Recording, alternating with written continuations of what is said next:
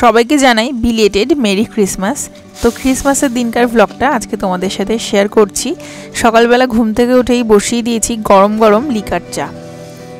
আদা দিয়ে আজকে একটুখানি লিকার চা খাওয়ার খুব ইচ্ছা করছে, কারণ ঠান্ডাটাও বেশ জাঁকিয়ে পড়েছে।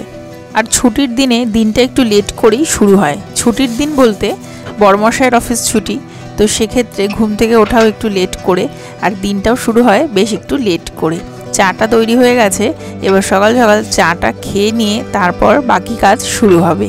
ছেলে এখনও ঘুম থেকে ওঠেনি, আর ওর ঘুম থেকে ওঠার আগে যতটা সম্ভব কাজ সেরে নেওয়ার চেষ্টা করি, না হলে ও ঘুম থেকে উঠে পড়লে আমার কোনো কাজবাজ করতে আর মন লাগে না, আর সুযোগও হয় না। কালকে একটা কেক এনেছিল, যেটা কিনা খেতে ভীষণ ভালো ছিল, তো সেই কেকটা দিয়েই আজকে ক্রিসমাসের সকালটা শুরু করব।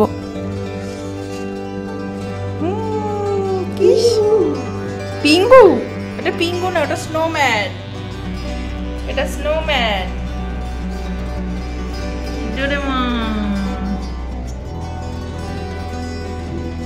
সান্টা ক্লজ, কেক, আর তুমি,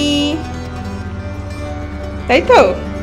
ক্রিসমাস উপলক্ষে এই গাছটা, তারপর সান্টা, কেক, এগুলো সব অমিত নিয়ে এসছে। আরও অনেক কিছুই খাবার টাবার নিয়ে এসছে, মানে চকলেট এই সমস্ত বাচ্চাদের জন্য। তো আর এদিকে এখন রান্নাও বসিয়ে দিয়েছি, আর আজকে একটু অন্যরকম রান্না করছি। অন্যরকম বলতে আজকে বানাচ্ছি পালং চিকেন।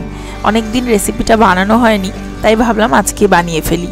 আর আজকে পালং চিকেনটা একদম বোনলেস চিকেন দিয়ে বানাচ্ছি, একটু রেস্টুরেন্টের মতো স্টাইল রেখে। মশলা টশলা কষানো কমপ্লিট, আর একদম শেষের দিকে পালং যে শাকটার সেদ্ধ করে রেখেছিলাম, তারপর সেটাকে ব্লেন্ড করে নিয়েছি, সেটাই এখন অ্যাড করে দিচ্ছি সবার শেষের দিকে। শেষের দিকে অ্যাড করলে রঙটা বেশ সবুজ থাকে, দেখতে বেশ ভালো লাগে রান্নাটা। পালং শাকের যে একটা ফ্লেভার আছে সেটাও নষ্ট হয়ে যায় না। তবে এই রান্নাটা ভাতের থেকেও রুটির সাথে কিন্তু বেশি ভালো লাগে। তবে যেহেতু আমরা ভেতো বাঙালি, সেজন্য ভাতের সাথে আমাদের সব কিছুই যেন ভালোই যায়। দুপুরে খাওয়া দাওয়ার পরে আজকেও চলে এসেছি একটু ছাদে। আসলে এই সময়টা ছাদে আসতে খুব ইচ্ছে করে, বিশেষ করে ছেলে যখন ঘুমোতে চায় না, ওকে নিয়ে আসি ছাদে। একটু হাঁটাহাঁটি দৌড়াদৌড়ি করার পর নিচে গিয়ে ঘরে গিয়ে ঘুমিয়ে পড়ে। তো এখন এসে দেখি বেশ গাছে অনেক ফুল ফুটেছে, মানে ফ্ল্যাটেরই কেউ একজন, মানে কারোর আর কি রাখা এই টবগুলো, যেখানে অনেক রকম সুন্দর সুন্দর গাছ লাগানো। এত ভালো লাগছিল, আসলে গাছ আমার ভীষণ ভালো লাগে, তাই ভাবলাম একটু ভিডিও করে নিই। যেমনি বললাম ঠিক তেমনি হয়েছে। বেশ খানিকটা দৌড়াদৌড়ি হাঁটাহাঁটি করার পর ঘরে এসে ঘুমিয়ে পড়েছে, আর সেই সুযোগে আমিও একটুখানি আঁকতে বসে পড়লাম। আসলে আমারও ঘুম পাচ্ছিল না, আর আজকে অমিতেরও ছুটি আছে, তো সেই জন্য ভাবলাম যে একটু গল্পও করে নিই, আর তার ফাঁকে একটুখানি ছবিও এঁকে ফেলি। যদিও আমি এখন ছবি আঁকছি না, আমি এখন কলকা ডিজাইন আর কি প্র্যাকটিস করছিলাম। একটু একটু করে আঁকা, ছোট ছোট আঁকা, অল্প অল্প আঁকা, কিন্তু ওই সেটাই চলে বেশ অনেক দিন ধরে। একটা না কন্টিনিউ বসে তো আর করা হয় না, তো ওই জন্য সময় লেগে যায় অনেক দিনের। মানে একটা ছোট আঁকা কমপ্লিট করতেই হয়তো কম সময় লেগে যায় বেশ অনেক দিন। বাবান ঘুমিয়ে পড়েছে, তো সেই সুযোগেই আর কি একটু প্র্যাকটিস করছিলাম।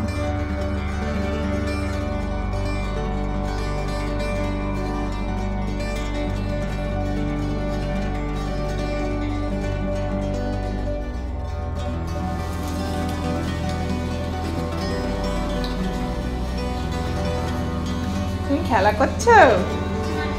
তুমি দাদার সাথে খেলা করছো? চিপস খাচ্ছো? ওরে বাবা, ওরে বাবা, খেলো খেলো খেলো। ঘুম থেকে উঠে সন্ধ্যাবেলা দুই বন্ধু মিলে খেলাধুলা করছে, আর এদিকে রাত্রিবেলা রান্নাবান্না বসিয়ে দিয়েছি। আজকে রাত্রিবেলা একটা স্পেশাল রেসিপি বানাবো, আর সেটা বুঝতেই পারছো, সেটা হচ্ছে বেগুন পোড়া। অনেক দিন বেগুন পোড়া বানানো হয়নি, তো অমিতের ইচ্ছে হলো যে একটু বেগুন পোড়া বানাও, তো ওই জন্য বেগুন পোড়া এখন বানাচ্ছি। বেগুনটাকে পুড়িয়ে নিয়েছি, আর তার আগে যেটা করেছিলাম সেটা হচ্ছে বেগুনটার গায়ে ছোট ছোট কাট করে দিয়ে তার ফাঁকে ফাঁকে মোটামুটি 5-6খানা রসুন ঢুকিয়ে দিয়েছিলাম। তো রসুনের সাথে করেই বেগুনটাকে পুড়িয়ে নিয়েছি।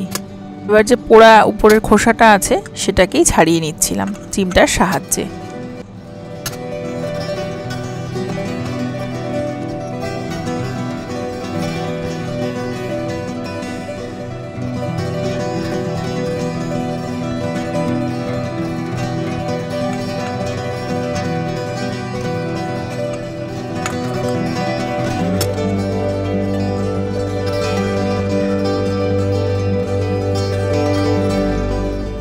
তো মোটামুটি কালো অংশটা মানে পোড়া অংশটা ছাড়ানো হয়ে গেছে।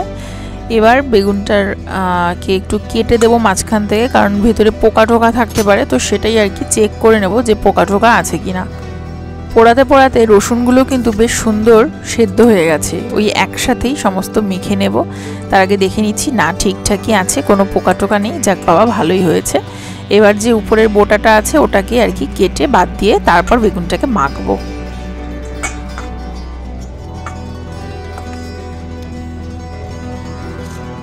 ছেলে যেহেতু খাবে না সেজন্য একটু বেশি করেই কাঁচা লঙ্কা দিয়ে দিচ্ছি, লঙ্কাগুলো বেশ ঝাল। তারপর দিয়ে দিচ্ছি ধনেপাতা আর কুচনো পেঁয়াজ। ধনেপাতা দিলে তো ভীষণই ভালো লাগে খেতে। আর তার মধ্যেই দিয়ে দেব সর্ষের তেল আর দিয়ে দিচ্ছি স্বাদ অনুযায়ী নুন। তারপরে ভালো করে মেখে নেব।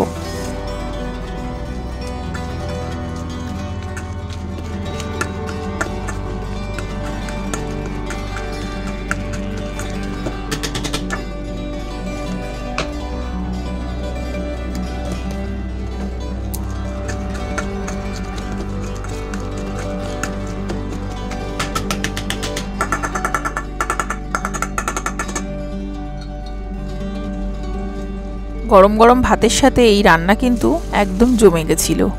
আগের দিন অমিত একটা কেক এনেছিল, সেটা এত ভালো খেয়েছিলাম মিও আমরে থেকে, এই ওয়ালনাট কেকটা। তো সেই জন্য সেম আরেকটা কেক নিয়ে এসছে।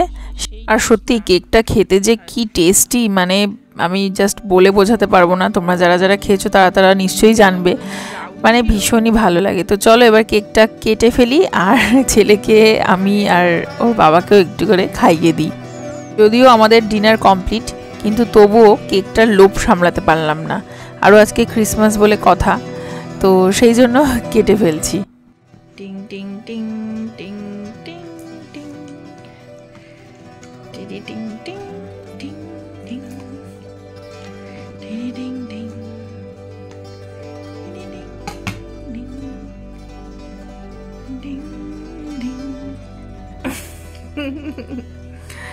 এটা এবার আমি খাবো। ভালো খেতে। চলো এখানেই শেষ করছি। ব্লগটা ভালো লাগলে একটা লাইক করে দিও। সবাই ভালো থেকো, সুস্থ থেকো। আজকের মতো টাটা।